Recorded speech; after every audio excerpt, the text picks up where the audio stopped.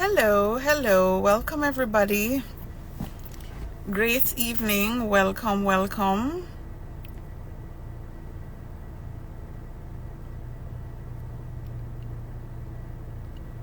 Hi Ishel, welcome, great evening. Welcome to Own It to Own It. As you join, I'm just inviting you to like and to share the video with persons who you think can benefit. So welcome everyone. This is Own It to Own It, your weekly home buying series where we discuss everything home financing, home buying related. And so I'm just asking you as you join to send up some emojis, like this live, share it with somebody that you think can benefit from the content that we will be sharing this evening. So welcome. Hi Ishel, hi Nadine, long time no see. I hope you and the children are doing well. Welcome. All right, and I just invite you again as you join, share the live, like it so that other persons can benefit from this content, whether you're a first-time home buyer or a repeat home purchaser. The aim is to educate and empower persons to achieve their goals of home financing, which is one of the fastest ways to wealth creation. So I'm just waiting on a few more persons to join us.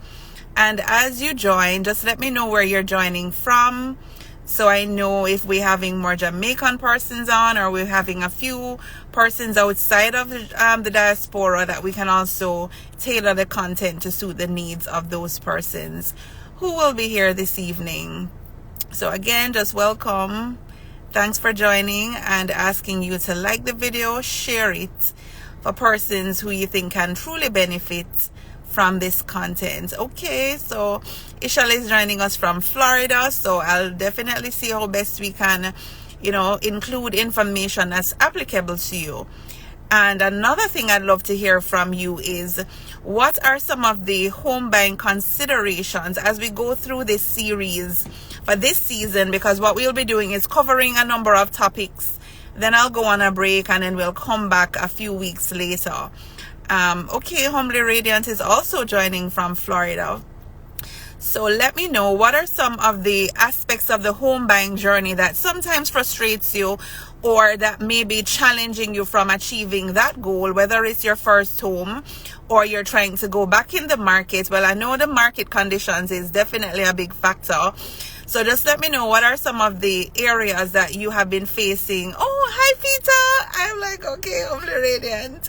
Hi Fita Gay. Welcome. Thanks for joining. Thanks for tuning in. I know that is somebody that I follow, but I just wasn't sure who it was.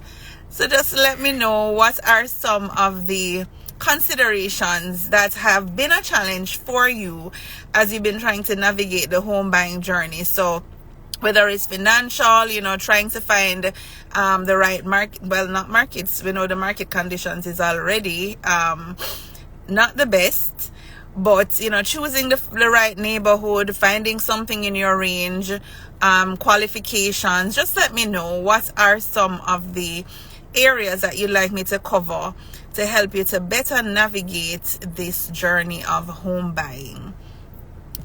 So you can just put your comments in the chat and let me know, so I can also ensure that as we go through the weeks that we'll be covering this series, I can include that content. So I do have something planned this evening as it relates to the financial planning aspects. What's the first step? Where do you start buying a home, whether for the first time or, as I said, being a repeat purchaser?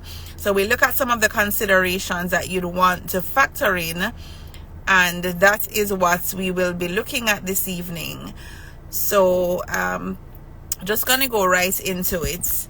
I'm not seeing Ishel and Peter Gay. Not seeing any of your suggestions in terms of the content you'd like me to cover, but let's go right into it anyways.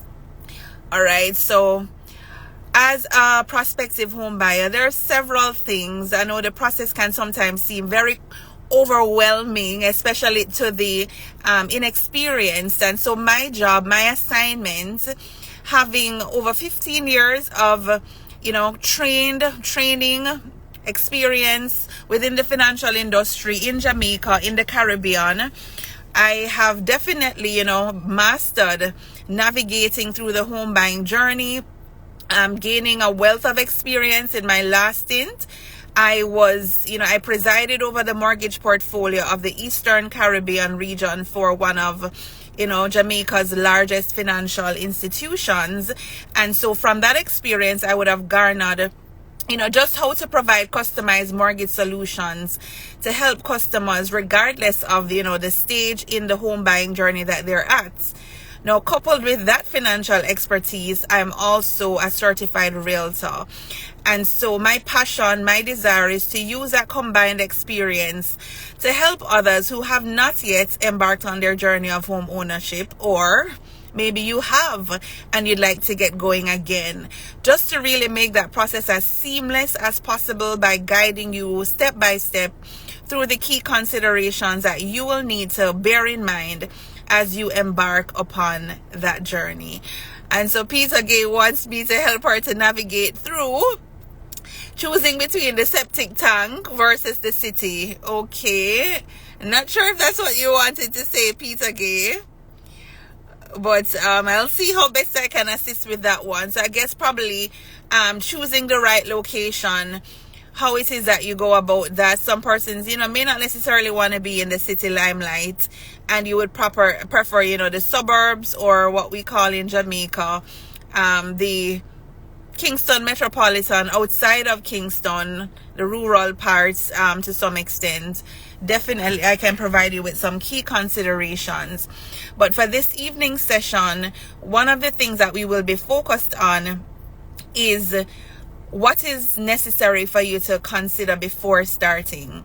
So even before looking at your dream home and trying to find the right neighborhood, etc., you must understand the budget that you're working with. You must be able to determine how much home can I afford. And that can be hinged on, various factors. It can be hinged on your personal ability to afford a property, which is, income. What are your expenses? And as a result of your income and current expenses, how much additionally would you be able to factor in for a mortgage payment? Now, outside of affordability, you also need to consider capital. So there are some upfront costs that you have to consider as a prospective home buyer, and that is usually where most persons face the challenge. So even though they may be able to afford their monthly mortgage payment, they're unable to come up with the resources necessary to cover their deposits, or whether it be closing costs. And so we just want to look at that this evening. What are some of the steps that you can take to ensure that your timeline is met, and even more than doing so in a realistic timeline, you're able to meet that goal of having the necessary input, the necessary equity to start that journey. And so this is a part of what I normally do in my group mentorship and one-on-one mentorship. So I'm giving this resource to you as a bonus, free of cost. We start with goal setting, right? And in order to have a goal, generally, we've learned in school, set a SMART goal. What does that mean? Having it be specific, measurable, actionable, realistic, and time-bound. And similarly, that's a strategy I encourage when you're about to embark on the home buying journey. You want to be specific. So being specific means you must be able to assess your current financial situation and have some idea whether or not you have the capacity to take on a mortgage repayment. And so what I normally advise persons to do is start by adopting the discipline of budgeting. So budgeting is simply telling your money where to go, so it doesn't tell you where it has gone. Because the truth is, if you are having a challenge managing without a mortgage payment, chances are it's even going to be harder to navigate that journey after you've assumed an additional liability. And so it starts with developing certain disciplines even before you get to the process of buying your own home. And so what does that look like? Start documenting what your monthly expenses are. What's your income? How are you allocating that? in that allocation process, it is critical that you have funds allocated towards savings as well as investments. Now, what if you're saying my income is not sufficient for me to save or invest? One of the things I recommend, great evening, thank you for joining. I think that's Taj Marie, and I think that is Denisha. Thank you for joining, and welcome to Own It to Own It. As you join, I'm just going to ask you to tell me where you're joining from, and to share the live with others who you think can benefit. This is Own It to Own It, your weekly home buying series, where I guide persons through the process of financial planning as well as other key considerations for purchasing their home. So I'm just encouraging you to, or inviting you rather, to like and to share this video. So we go back to having a budget in place. It is important that you understand your current financial situation, develop certain key disciplines, and one of the key disciplines I want to focus on this evening is starting to save, starting to invest, in order to have the necessary capital or resources to undertake the home buying journey. Now, many persons are able to actually afford a mortgage, but where the challenge comes is coming up with the necessary down payment or closing costs that they may need in order to finalize the transaction. And so it starts with, as I said, adopting critical financial disciplines or habits in order to get started on that journey. And so many persons think that, they're not earning enough to save or invest a sizable enough portion in order to get to that goal within the timeline that they may desire. But what I encourage you is that getting started is better than never starting at all. So even if you start and it takes 3 years for you to get there, that's 3 years you'd have gained in order to meet your goal of owning a home versus never starting at all. Right? So what I normally encourage persons to do, in the same way you have no control over your taxes for those who are salaried, the government automatically takes the taxes out of your salary, whether you want to or not. I encourage that you have an automated system for savings that is non-negotiable. Right? So you may want to start, I recommend between 10 to 20% of your income. But for persons who may have a smaller income margin, you can start with even a minimum of 5% of your monthly salary. Right? So you have that system set up where automatically you have, whether it's a standing order, salary deduction, if that's something that's available or accessible through your employer.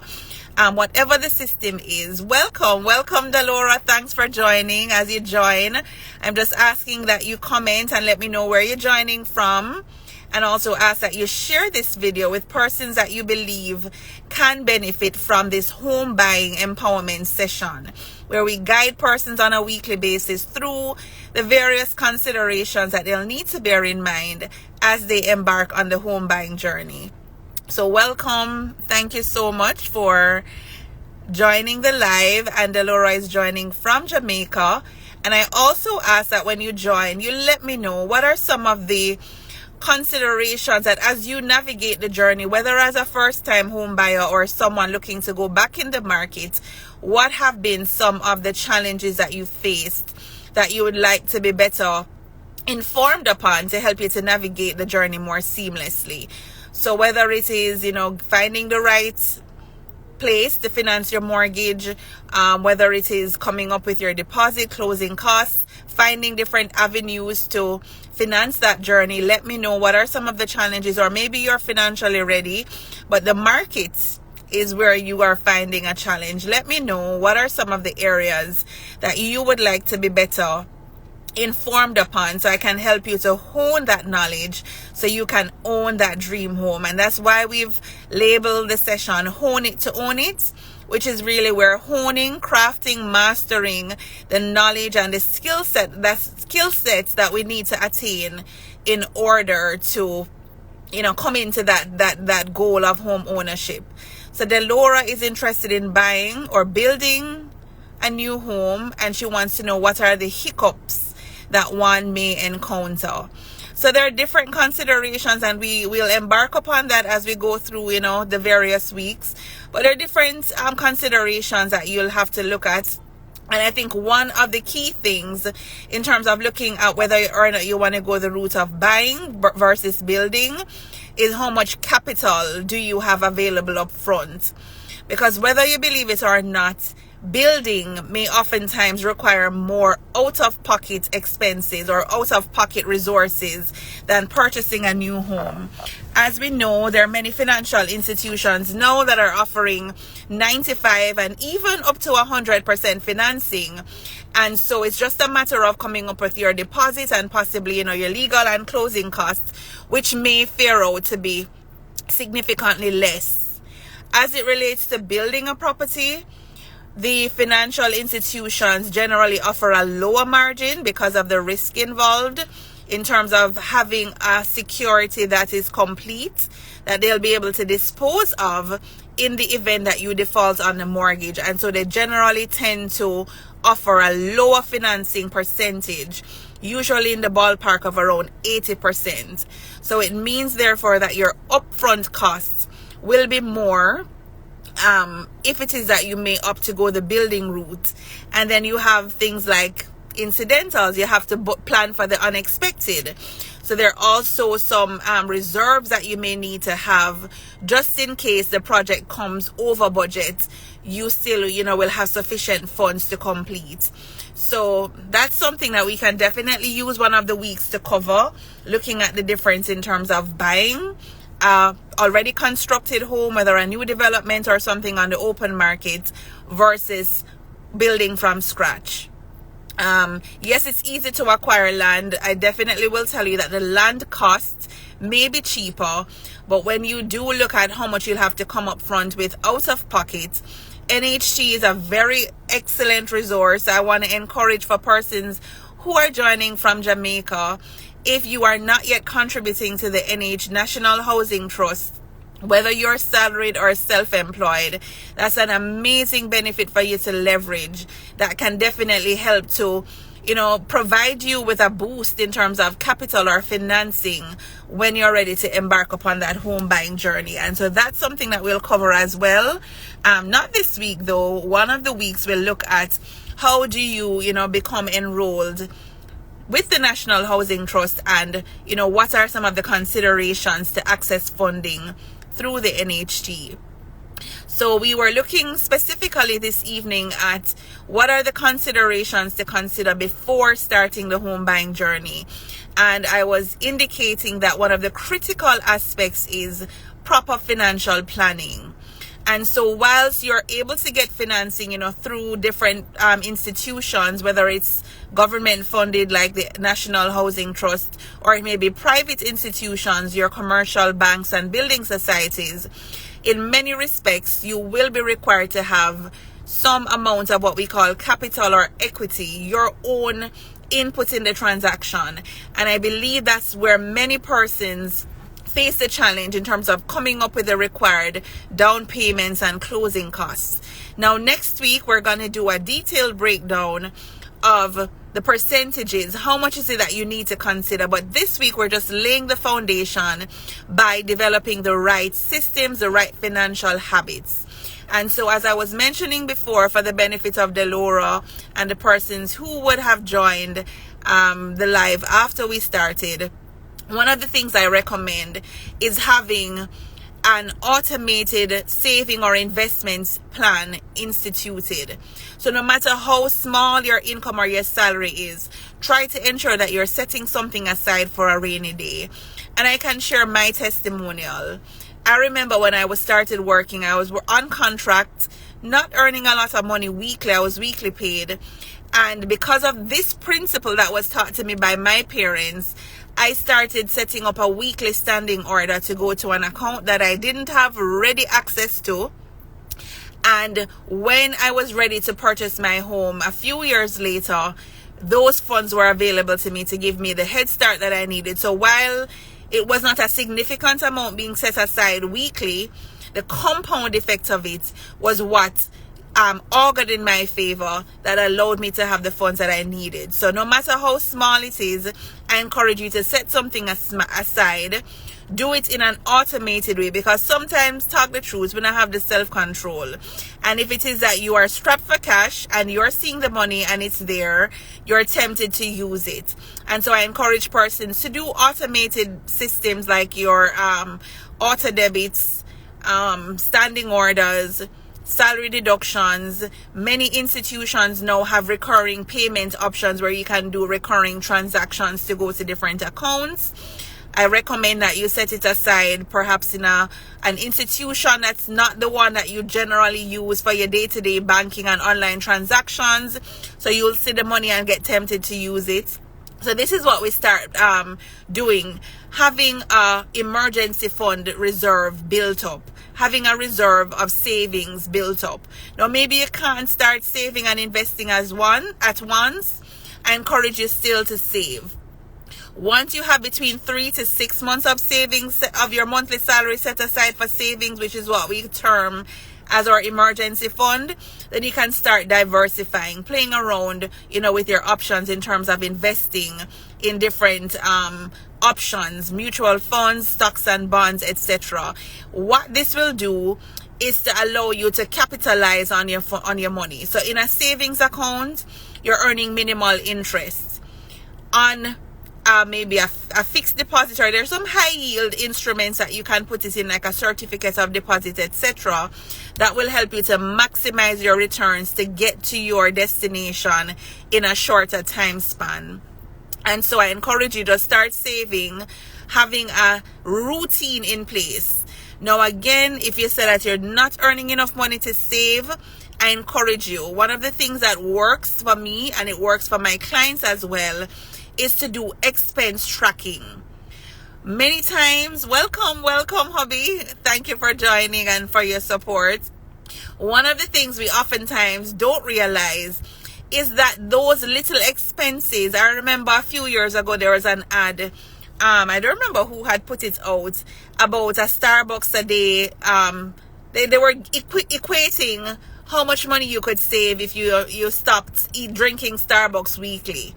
Similarly, some of those little 500 KFC money and those patty money, if you can put those funds aside towards savings, you would be astonished to see how consistent you can develop a portfolio, a savings or investment portfolio, in a short span of time.